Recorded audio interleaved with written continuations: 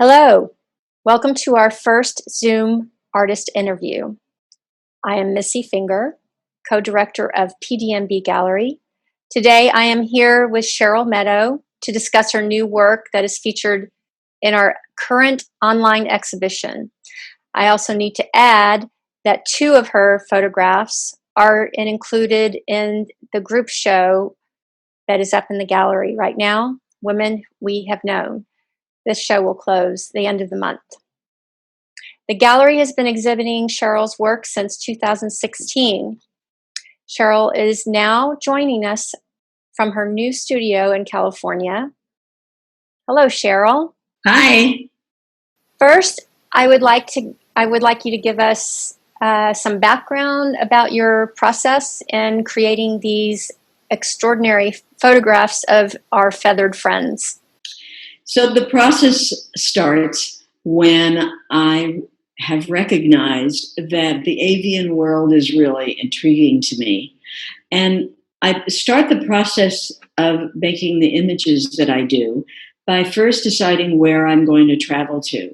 It could be as close as my backyard, but most of the time I'm on a plane or on a train or in a car, and I go to the places that have the kinds of birds I like to photograph. Lots of times they're birds that have an S-curve in their necks, and lots of times it's water birds.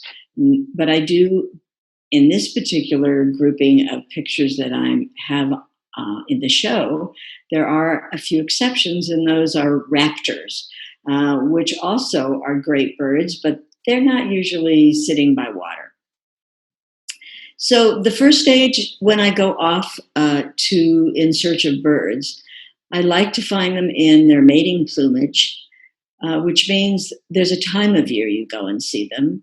And then also you have to be willing to wait, to watch, to be wary of the fact that if you move, they will fly away. So the approach has to be very slow and deliberate. And when I get to a bird with my 600 lens, I stay quiet and I watch for them to do whatever movements they do and to do their normal activity, feeding, preening, whatever they might be doing. And with that, that is that first stage. So I go to Africa, where I've been to Kenya a number of times, and to Botswana. Florida is a great place for birding, and Santa Barbara's not bad either. So occasionally I may even do it in my own backyard, as I said. So that's the first stage. The second stage comes when I bring all my work home and I put it up on my screen on my computer, and I move the images around to see which ones I want to use. And in the field, I've also done landscapes and clouds, so I look at those as well. So what I do is I take the bird, and because I'm so close to him in most instances, the backgrounds are either blurred or there's nothing really there that's very interesting. So for my artistic intrigue, I like to think of it as I'm going to take these birds and put them in scenes that I remember they were either in, or I remember clouds that were really incredible that I saw one day. And I take these birds and I place them in backgrounds other than the ones that they are originally in. And by doing so, I have a treasure full of backgrounds of all sorts, so that I can pick and choose where I want the bird to be recreated in my prints. And that's how the process works for me. And it's time consuming at times, but I always find at the other end it's a delightful and usually surprising result. One of the birds in my adventures, and that is online now, is the secretary birds. And these birds live on the savannas of Kenya. They're also found in other places in Africa, but they have a very small range these days, and they are somewhat vulnerable. Not quite endangered, but they are vulnerable. And these birds like to stomp around on the savannas. They stand 4 feet tall and in search of their food. And when taking pictures of them, as a photographer, you want to make sure that the sun is behind you, so the sun is on them. And hopefully there's a little bit of a wind, because if there is, their headdress, their head feathers, will move in different ways that are interesting to put in a print that I have. So that's a secretary bird, and he's really fun to watch. The next bird that is in the exhibit is the crowned crane calling. The crowned cranes are really an incredible bird. They are also rather tall, and they pair for life. And this one is calling to his mate. And with their outstretched necks, they're just beautiful to watch. And their crane heads, the crown on their heads is quite magnificent, as all these quills that are really pretty. So the crown crane in this image didn't have much going on in its background. So when I got home, I decided to put the Bayou Sauvage, which is the beautiful landscape, a morning light that I found when I traveled to outside of New Orleans in Louisiana. And it made for a great landscape with the kind of shrubs that were there and the weeds. I thought it went very well with the quills on his head. And I always think in terms of, when I'm putting these together, to have a sense of that the landscape and the bird belong together. They have the same feel.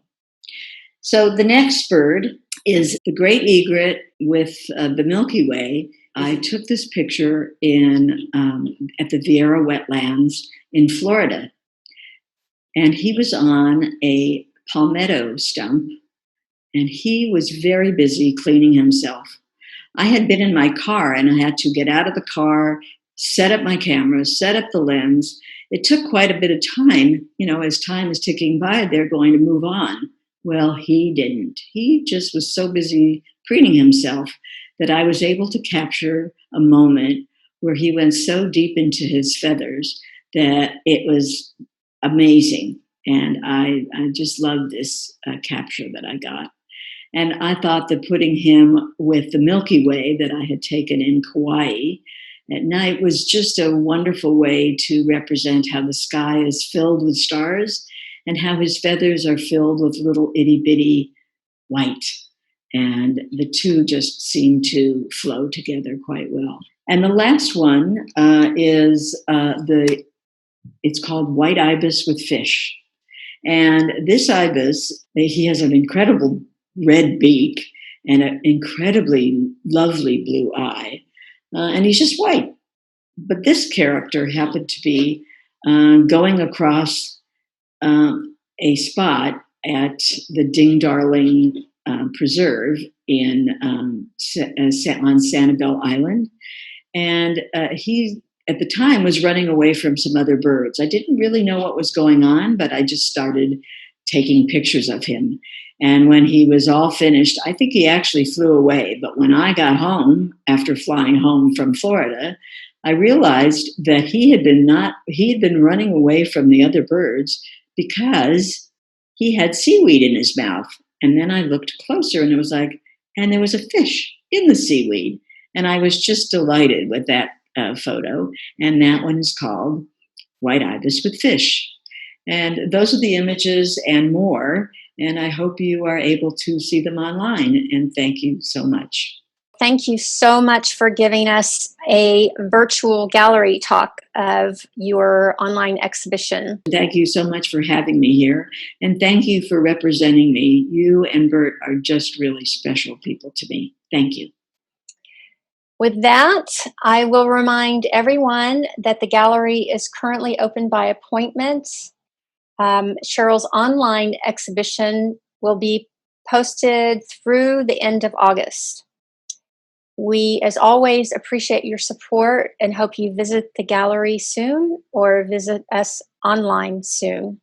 Thanks so much and stay safe.